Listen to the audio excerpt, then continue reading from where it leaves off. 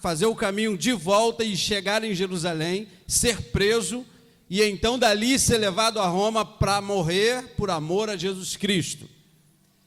Então ele está na sua terceira viagem. Isso vai acontecer no ano 54, 55 depois de Cristo. E se você for somar, 12 anos depois que Jesus subiu aos céus, fazendo obra de missões incessantemente. Desde que ele conhece o Senhor Jesus, ele fica 3 anos aprendendo diretamente com o Senhor Jesus. O professor de Paulo não foi Gamaliel, o professor de Paulo foi o próprio Senhor Jesus. E ali ele fica 3 anos tendo aula com o mestre. E quando ele volta, já para o concílio, no capítulo 15 de Atos, ele participa da primeira resolução que a igreja estava fazendo, acerca de coisas, como funcionariam em cada lugar onde se abrisse uma igreja pregando o evangelho do Senhor Jesus. Isso para colocar em ordem.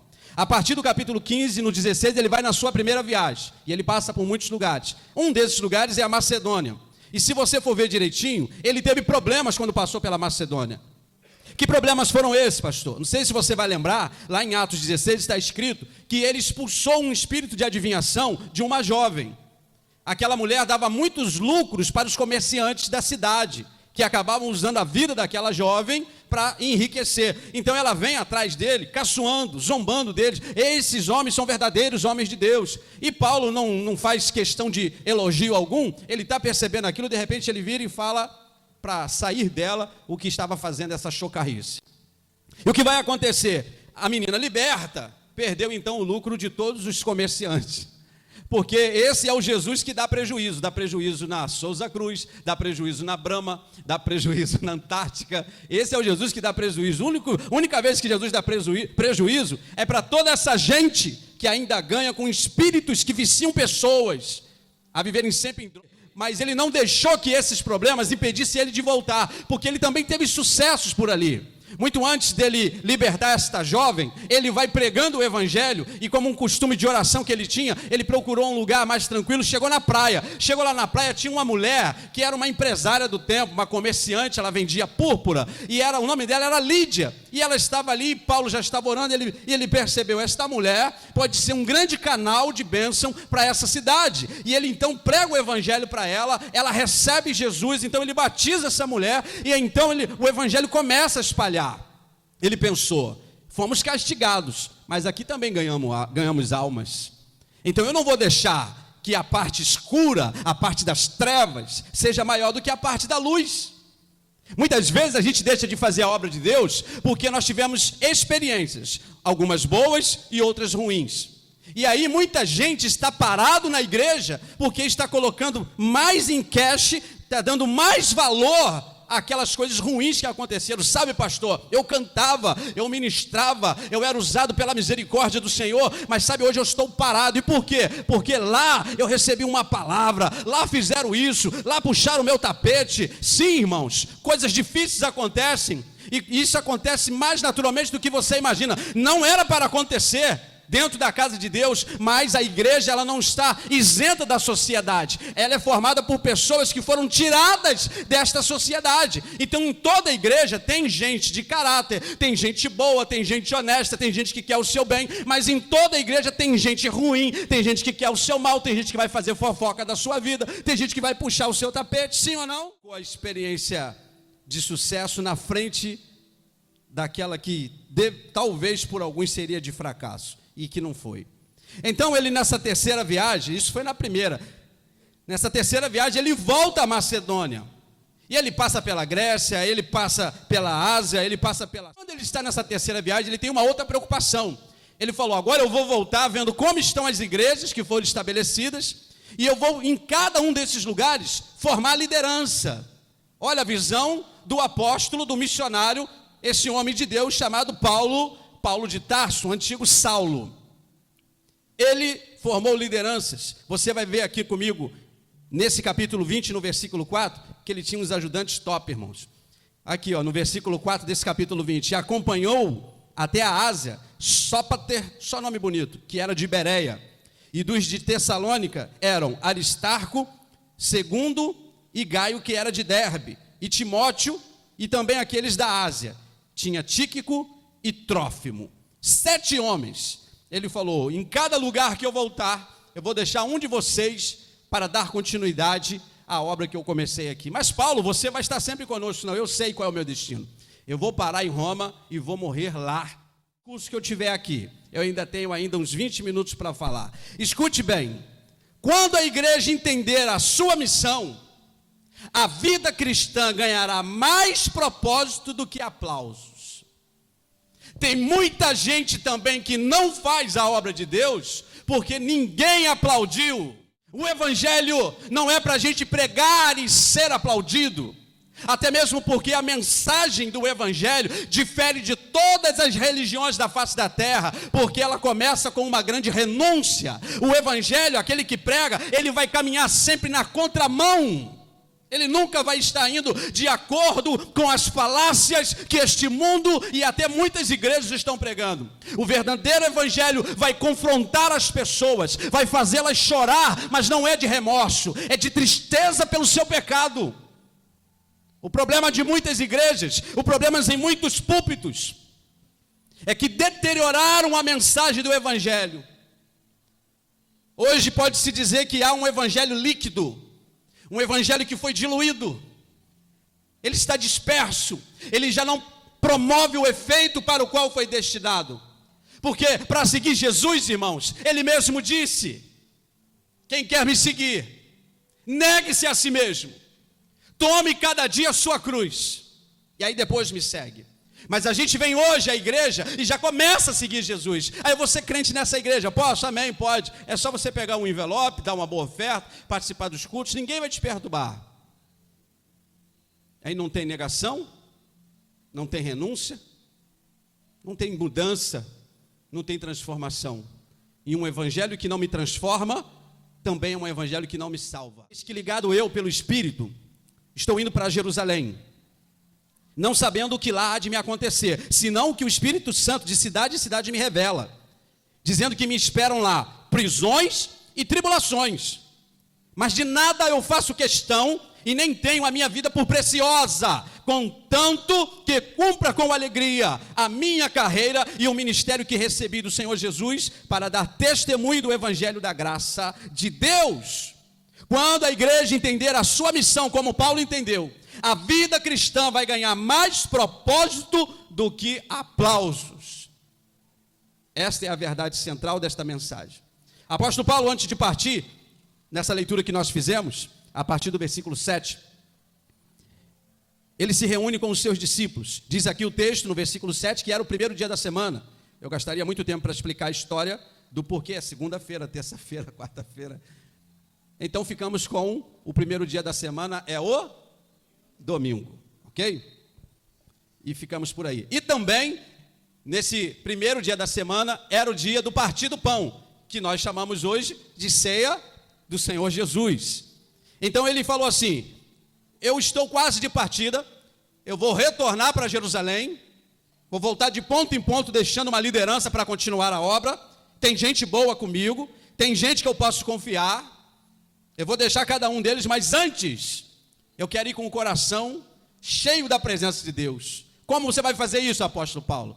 Junto com os meus irmãos. Ele está ministrando, e de repente, irmãos, nós lemos aqui, no versículo 8 ao 9, vai acontecer um acidente. Que acidente? Um jovem está cansado de ouvir Paulo pregar, e então não tinha grades nas janelas, ele se senta em uma das janelas para pegar um arzinho, porque diz lá a Bíblia no versículo 8, que o cenáculo, que é um lugar acima da casa, e era o terceiro andar, estava cheio de luzes, mas não eram essas luzes como nossa, eram lamparinas, e aquela fumacinha, irmão, vai entrando no olho, vai dando uma coceirinha, aí ele foi ficando cansado, se encosta numa janela, e ouvindo Paulo, a voz de Paulo foi sumindo, ele dormiu, ele caiu da janela, e caiu lá do terceiro andar, e quando foram ver, ele estava mortinho da Silva Sauro.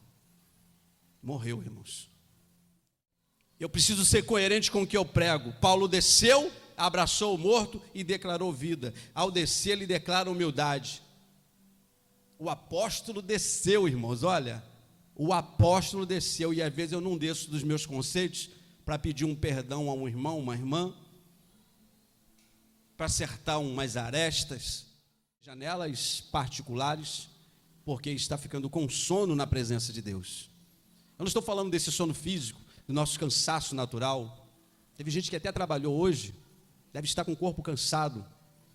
Eu estou falando do sono espiritual, não firmemente na palavra.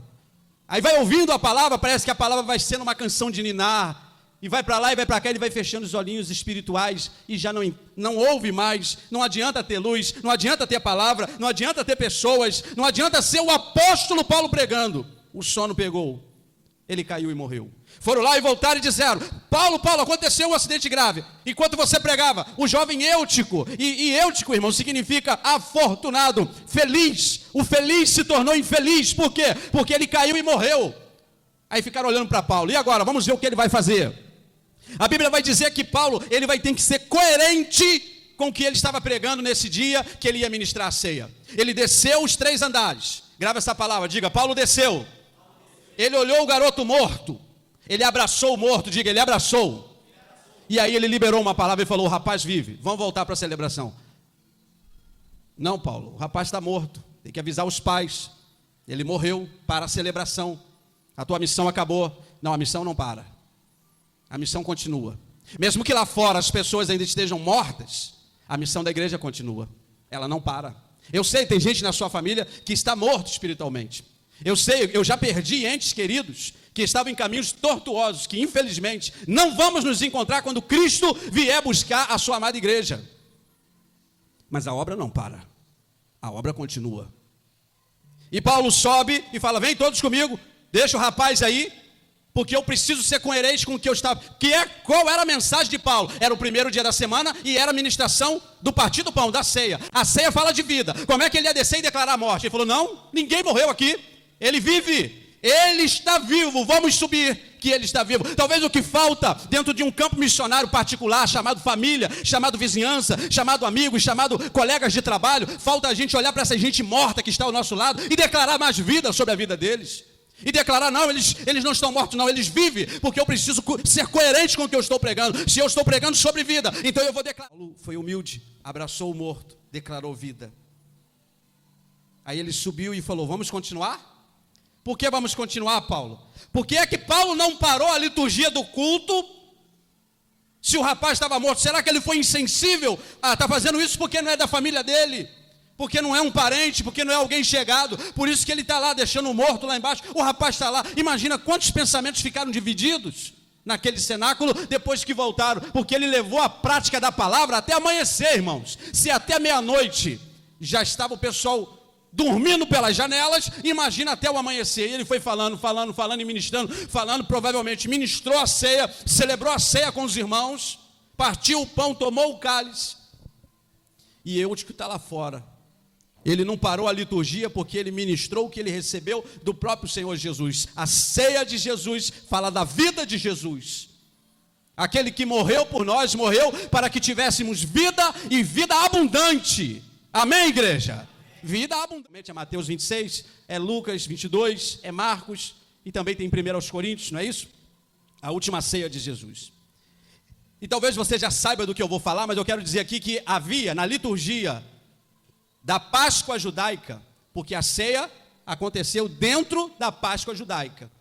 Jesus, na sua última ceia, ele falou: eu quero comer a Páscoa com vocês.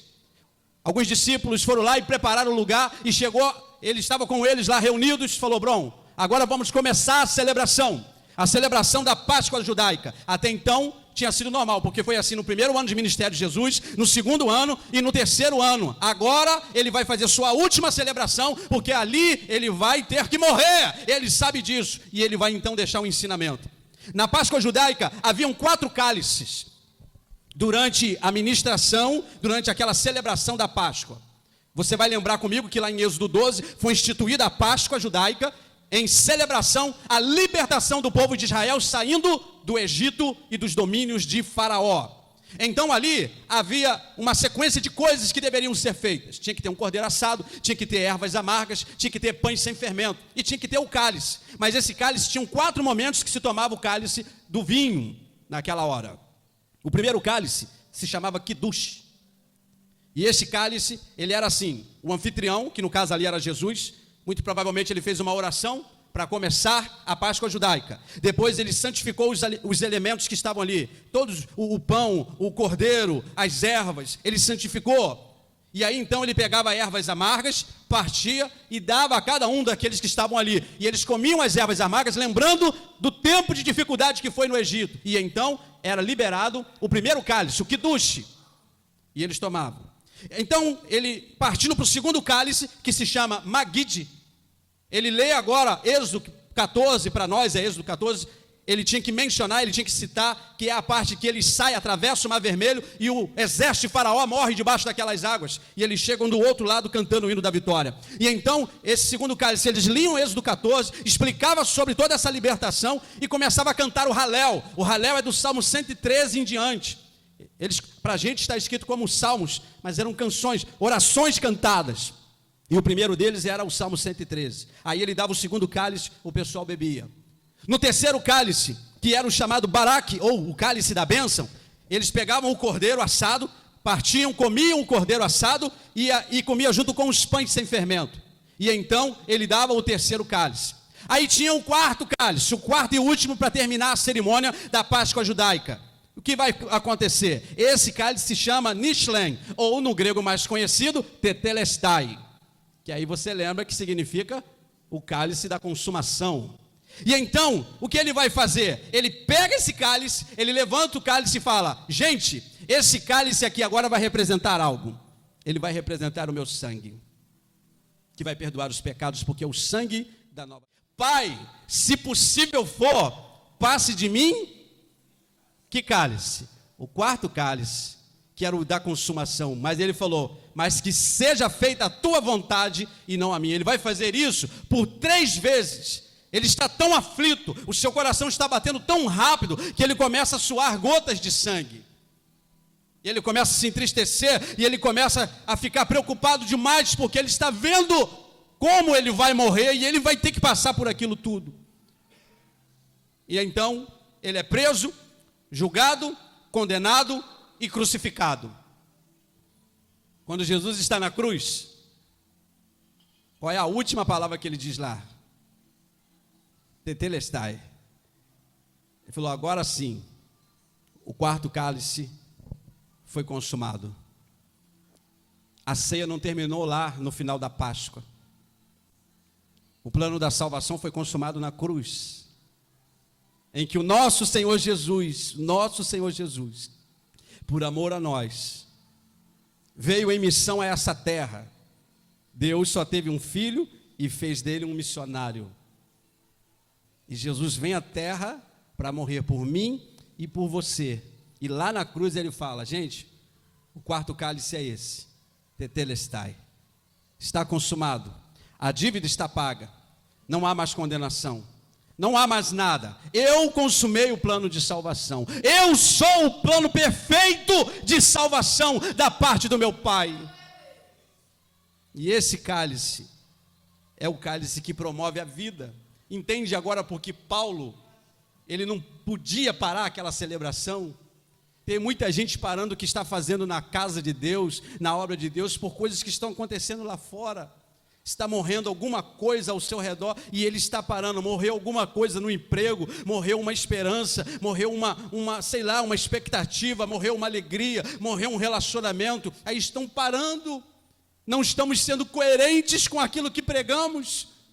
Se a ceia fala de vida e eu participo da ceia, do corpo e do sangue do Senhor Jesus, eu tenho que declarar vida, independente de quantos mortos estão caindo da janela lá fora. Que morre, amizades que morrem, emprego que morre, esperança que morre, processo que morre, expectativa que morre, ministério que morre, alegria que morre, sonho que morre. Tudo isso a gente tem que se levantar e, como profeta e como um missionário, e sendo coerente com esse evangelho, declarar a vida no nome de Jesus. Você acredita nisso? Amém? Você pode aplaudir o nome do Senhor?